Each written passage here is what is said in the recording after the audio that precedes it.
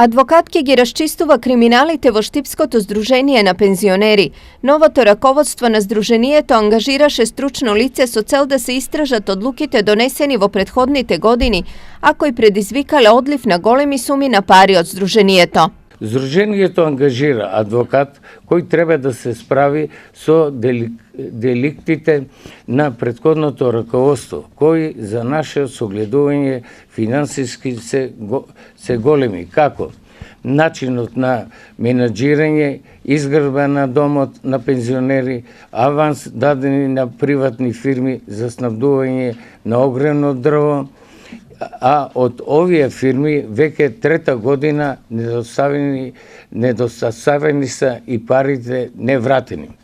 Намерно изгубени судски спорове со Здруженијето на инвалиди поради неодговорно однесување на поранешниот адвокат керка на претходниот председател, каде ни се одземени дел од просториите во центарот на градот.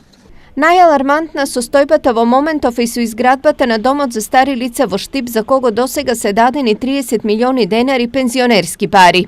Во моментот е стопирана градбата на објектот, односно има судско решение со кое се забранува секои активности и се води кривична постапка за бесправно градење, која е во тек, и во таа постапка јас како обранител сметам дека ќе докажеме нашата невиност, но во интерес на постапката не би можел повеќе да коментира. Освен ова, Захариев јавно реагираше и на односот на претходниот адвокат на здруженијето. Имено тој тврди дека на функцијата председател дошол во ноември 2016 година, но затекнал само празно биро и стол.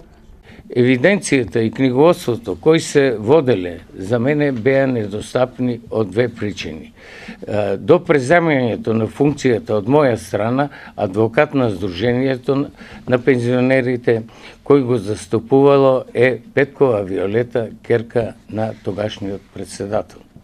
По барање на Здруженијето, извршниот одбор и јас како председател да се достави комплетна документација, таа не го достави со образложение дека обвинителството го истражувало. Претходно група на штипски пензионери покрена иницијатива за комплетна ревизија на начинот на кој се трошеле парите во ова здружение, обвинувајќи меѓу другото и дека околу 100.000 евра од пензионерите завршиле како донација за кампањата на една политичка партија. Поради сето ова, од Штипското здружение на пензионери апелираат надлежните органи да ги ажурираат представките од нивна страна и конечно на крај да се види кој и каде ги трошел парите на над 9.000 штипски пензионери.